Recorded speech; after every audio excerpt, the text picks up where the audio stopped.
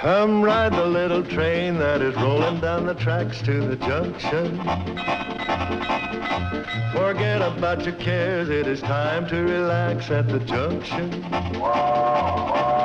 Lots of curves, you bet, and even more when you get to the junction. Petticoat Junction. There's a little hotel called the Shady Rest at the junction. Petticoat Junction. It is run by Kate. Come and be her guest at the junction. Petticoat Junction. And that's Uncle Joe. He's a moving kind of slow at the junction. Petticoat Junction.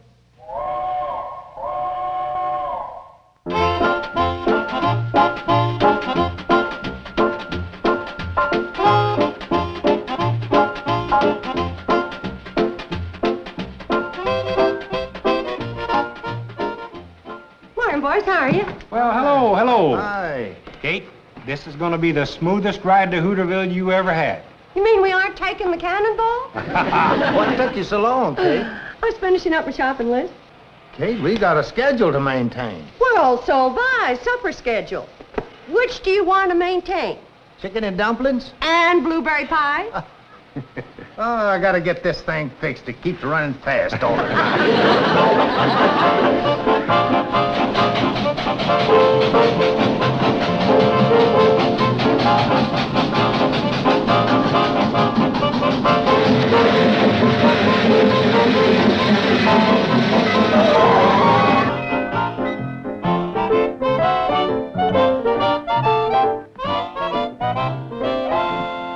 Charlie, you were right. That was a smooth ride. Like sailing on a pink cloud. Well, thanks for the kind words, Kate.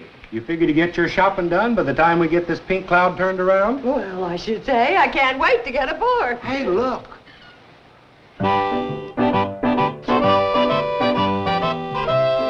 It's that Bedloe fellow from the main line of the railroad. Sure is. And that can mean only one thing. Trouble. Come on. Morning, Mr. Bedloe. Oh, good morning, Mrs. Bradley. Lovely morning, isn't it? Dandy. What brings you to Hooterville, Mr. Bedloe? Nothing wrong, I hope. Wrong? What could be wrong? Nothing could be more right. Mr. Bedloe, I hate to say this. It sounds like you'd thought up another way to scrap the Cannonball. Scrap the Cannonball? Why, I wouldn't think of scrapping that lovely little train. Oh, you really mean that? Unequivocally, Mrs. Bradley. Oh, I'll admit in the past, I wanted to derail it, junk it, melt it down for paperweights, get rid of it any way that I could. But not anymore. Those days are completely forgotten. Sure enough? In my effort to shut down this branch line, I have suffered humiliation and embarrassment, and my standing as vice president of the C&FW Railroaders has been in jeopardy time and again. But those days are also forgotten. Well, Mr. Bedloe, that's great news. It sure is. But getting back to what I asked you a while ago, what brings you to Hooterville? Oh, well, I'm meeting Mr. Philip Waterhouse here. He's a retired railroad tycoon. His hobby is old trains. He plays with them in his 1,000-acre backyard in California. He plays with trains? You mean that... Precisely, Mrs. Bradley. I am selling him the Hooterville Cannonball. Oh, no, Mr. Bedloe, you can't. Oh, but I can, Mrs. Bradley. Mr. Waterhouse is going to pay a small fortune for it. Turns out that the Hooterville Cannonball is an 1891 Rogers, the last one of its kind left in the world. And you know who turned up this little fact? You know what you are, Mr. Bedloe? Yes, a heel, a fink, a no-good stinker, a dirty rat. Take your pick. I think Dirty Rat fits you best. Mr. Bedloe, the people in this community can't get along without the Cannonball. You know that. That's true, Mrs. Bradley, but this is progress. Something you've held up for years. Why don't we talk about this over a nice hot meal at my place? Oh, no, you don't, Mrs. Bradley. You've tricked me for the last time. That train is finished. You're finished. Everybody's finished. Who is Mr. Bedloe? Certainly not me. I'm Bedloe. I'm Mr. Cassidy, Mr. Waterhouse's secretary. Oh, how do you do, Mr. Waterhouse? I'm Homer Bedloe. Mr. Waterhouse says, how do you do? Well, why are we wasting time? I could be having my breakfast. Oh, yes, sir.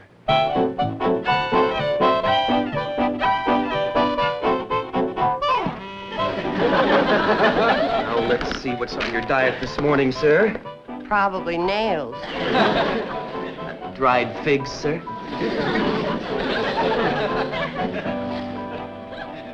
I don't like that woman's looks. Tell her to get about her business. Tell her to get about her business. Tell her to get about her business. Now, just a minute. In Hooterville, we don't ricochet our conversations off of one another. We take direct aim at the person we're talking to. Besides, anything that happens to the Cannonball happens to be our business. What are they yammering about? Don't worry about them. Don't worry about them. Who's worried? Who's worried? I am. I think we could save some time if Mr. Waterhouse would sign this purchase order right now. Mr. Waterhouse does not buy pigs and pokes. He'll sign the order when he's certain that the engine is a genuine 1891 Rogers. And after he's had a trial run to check the condition of the train. Fine, fine. I'm sure that Mr. Waterhouse will take into consideration that the train is old, and old trains, like old people, are bound to be a little creaky. Oh, no offense intended. This'll be the one day I got the Cannonball running smooth as silk. Well, Charlie, you got to make a sow's ear out of a silk train. Mr. Waterhouse is ready for the trial run. Smoot, Pratt, we're taking her out on a trial run. Well, Charlie, I guess you'll be dropping me off at the Shady Rest for the last time. I reckon so, Kate. I'll dust off the seat in the coach for you and Mr. Waterhouse. It's a good thing Mr. Waterhouse has Mr. Bedloe along to point out the features of the Cannonball. Yeah, when it comes to trains, it takes an experienced man like Mr. Bedloe to know the score.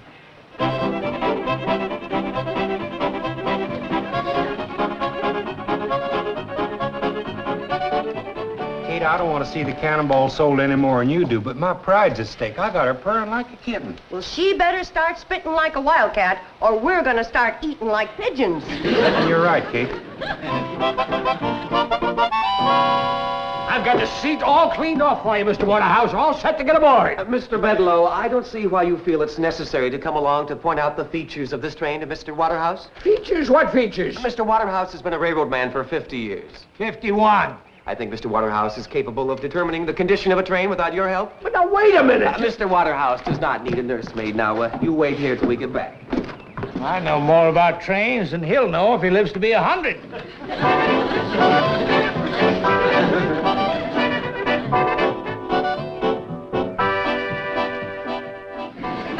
Must we sit here? It's the most comfortable seat in the car, sir. The only one I can guarantee the springs won't pop out.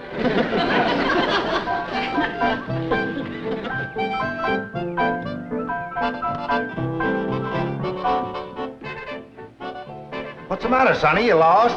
Kate Bradley's responsible for this. Where is she? On the train. She is? I'd better get aboard.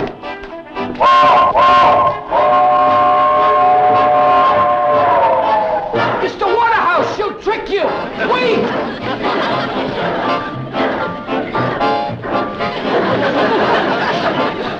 Oh, wait a minute! Stop the train! Darn that blasted train!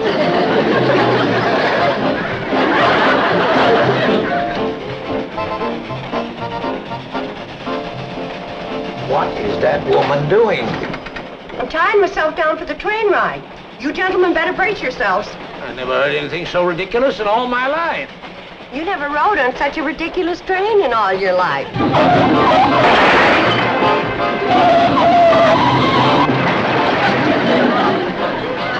Can't say I didn't warn you. This may put a crimp in Charlie's pride, but maybe it'll keep food on the table.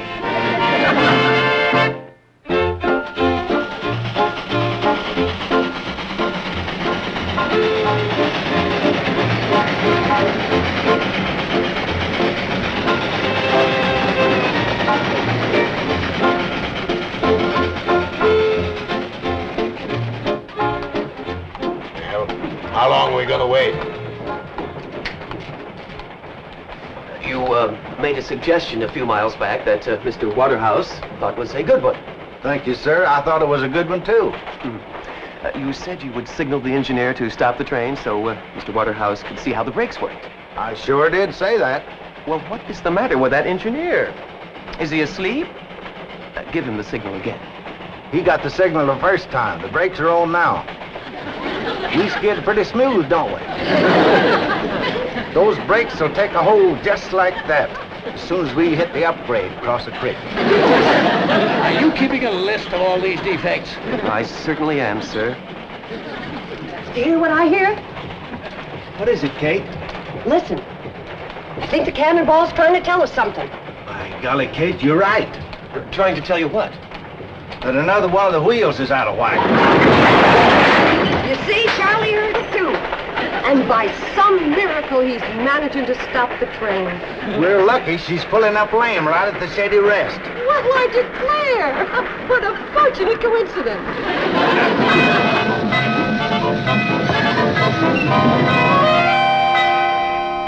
You're such nice gentlemen. I'm sorry you had to get hooked on another one of Mr. Bedloe's sharp deals.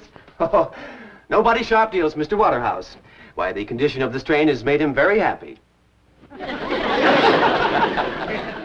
Happy? His greatest joy is in repairing these antique locomotives. And this one is certainly in need of lots of repairs. Mr. Waterhouse will ride the cab back to Hooterville to inspect the engine. Oh, wait a minute. Charlie wouldn't try to bring her back in the condition she's in. It'd be too dangerous, wouldn't it, Floyd? Well... And it'd take 2 or 3 hours to even get her where she could limp back. Isn't that right, Floyd? Well... But you're welcome to wait at Cady Rest. It's right up the hill from here. It is about time for your nap, sir.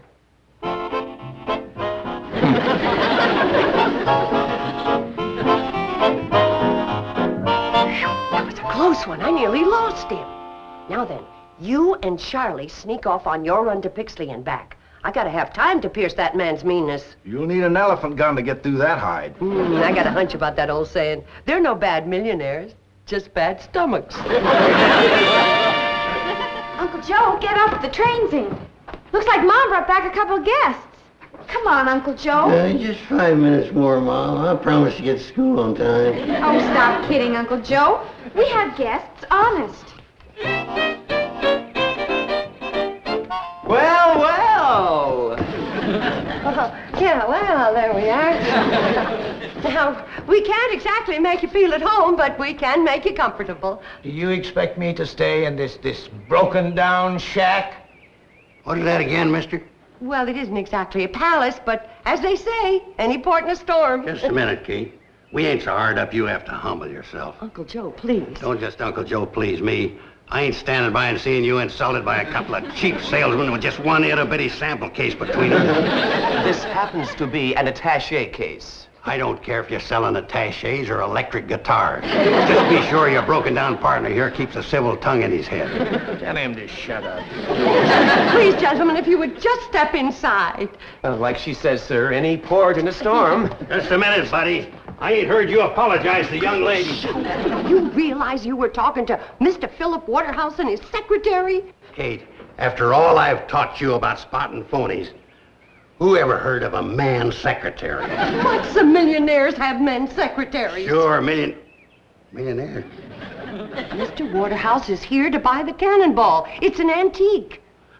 Let me handle it, Kate. I'll get us a good price for the train. Well, we can't sell something we don't own. Kate, we got a house full of antiques. Millionaires don't just stand around window shopping, they buy. But we don't want to sell anything. We just want to save the Cannonball. Okay, we'll save that to last. Mr. Waterridge.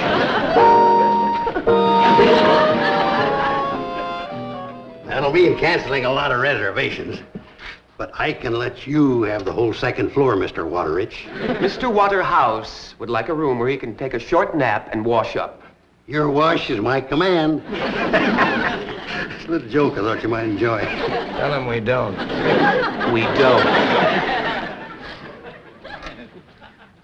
After you get your 40 weeks, I'll show you our stock of antiques. I hope Mr. Waterhouse has a nice nap. Oh, I'm sure he will. Come on, Cassidy. Sir, I thought I would stay down here for a moment and go over these notes. All right, but hurry. Yeah, hurry now. Mr. Waterridge hasn't got all day. Waterhouse! Why don't you take your notes into the dining room? You won't be disturbed in there.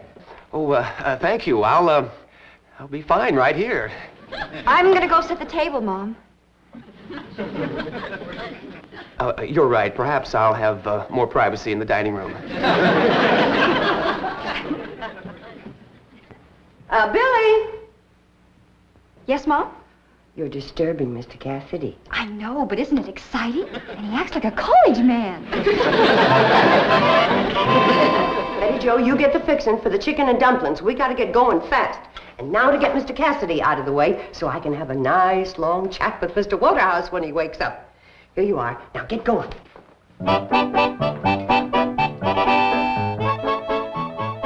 Hi. Hi. Where are you going? To borrow a cup of sugar from a neighbor. Could I walk along with you? Well, I guess it'll be all right.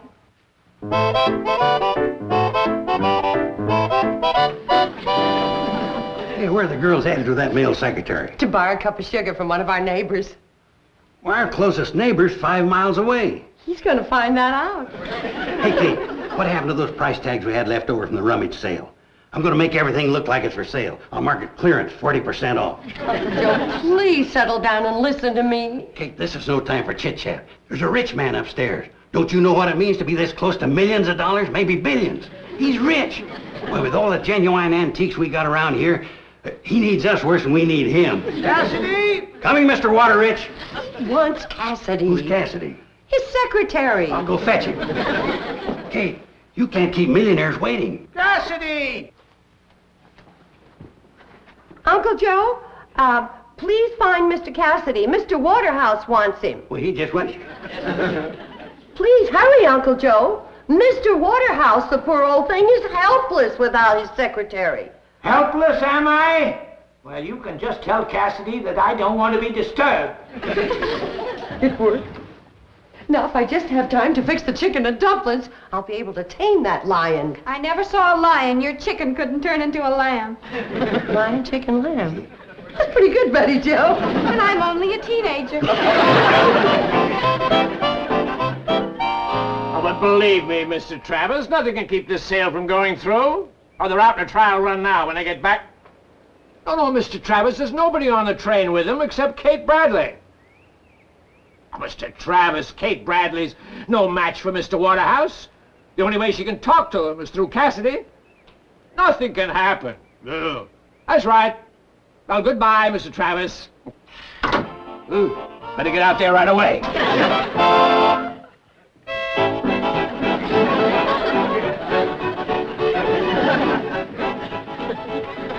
Where's my secretary, Cassidy? Oh, he went for a walk, Mr. Waterrich. House! Yeah, he went out of the house for a walk. Well, what am I supposed to do until he gets back? Well, you like antiques? Why don't you just browse around, see if you can find yourself a few bargains? You know how old this elevator is? 1822, figure it out. 1822. Well, that's remarkable. Remarkable's hardly the name for it. The word is old, antique. No, the word is remarkable. 1822. Yeah, remarkable, ain't it? Yes, especially since the elevator wasn't invented until 1852. Which proves my point. Don't sit down there and break into 1,000 pieces. Sure glad I wasn't sitting there when the Indian arrow hit. Remarkable, ain't it? Who was that? Oh, that's Phoebe, my minor bird. Sometimes I keep her in the elevator. Remarkable. I've got to get out of this madhouse. Where's your phone? Phone? Oh, I get it. You're a sharp trader. You know a bargain when you see one. What are you talking about? Now, let's just lay our cards on the table. You want the phone, we'll make you a price. Hello. Operator. Now, let's stop playing games. Now, you know a phone that old wouldn't work. It worked once, though. There was only 5 words spoken into it. Quick, Watson, I need you. Cassidy. Can't you put a muzzle on that minor bird? Yeah, gladly, but it'd be muzzling the beak of a 95-year-old minor bird. Cassidy.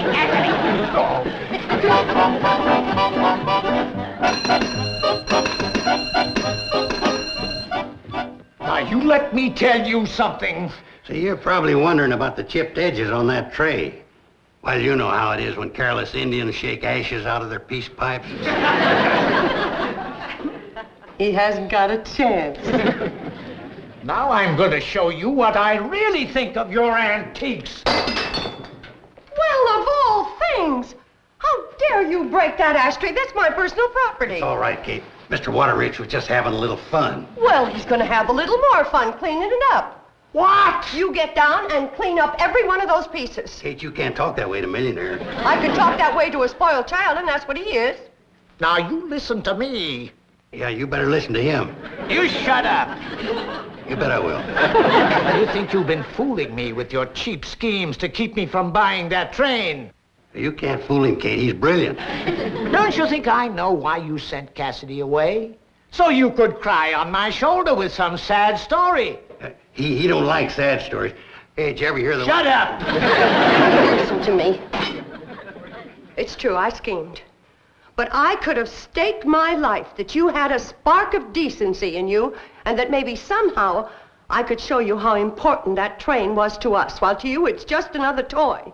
But I guess I was mistaken in my judgment. You ought to be ashamed. My mother went to a lot of trouble making chicken and dumplings for you, just so you'd listen to her side of the story. Oh, I get it. The way to a man's heart is through his stomach, huh? Why, that's the corniest trick of them all. You're right.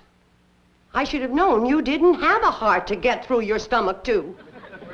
No, that doesn't sound right, but you know what I mean. Of all the nerve! Oh! And I'm gonna keep this up until you get Cassidy back here. No, you're not. Take it easy, Kate. Now, you get on upstairs and go to your room. Come on. Just a minute.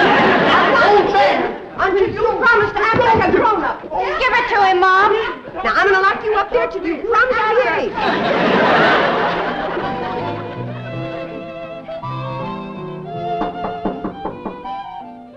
Who is it? It's me, Kate Bradley. Well, open that door and make it snappy.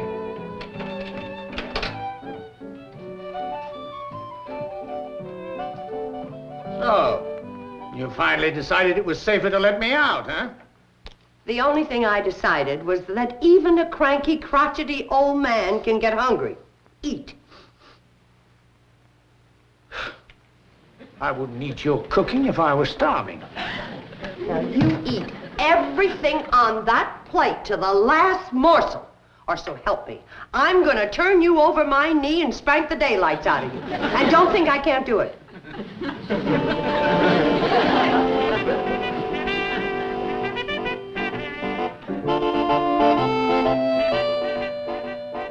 Well, you want to stand there and watch me? I don't think that'll be necessary.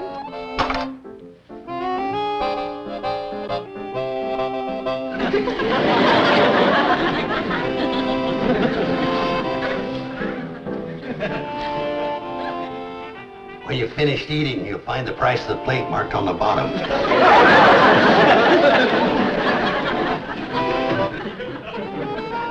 I should have known you'd be able to handle her, but it could have saved me a 25-mile hike from Hooterville. Tell him to shut up. I'm thinking. Shut up, he's thinking. I heard. Does this mean we'll have to move? We'll talk about it later, honey. You know I'm a good mind to give him back that $50 he gave me for that stuff he broke. Joe, did you take money from him? If Mr. Waterhouse will sign these papers, we can all go back on his train.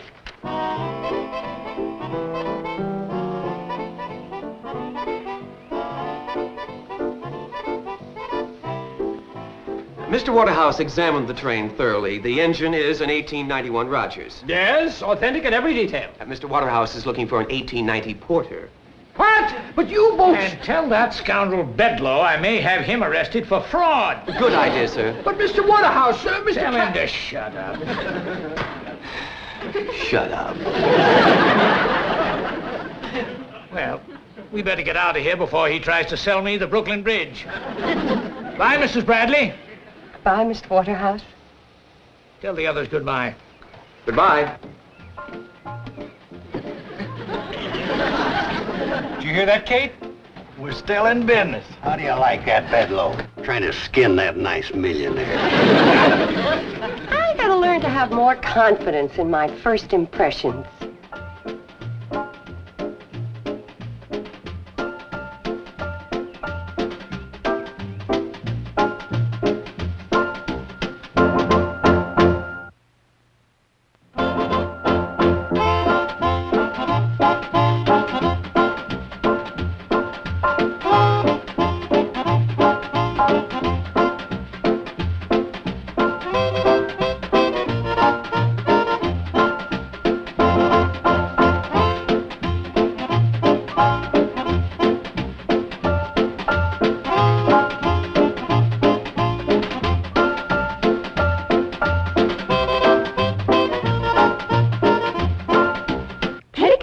Junction. This has been a Filmways presentation.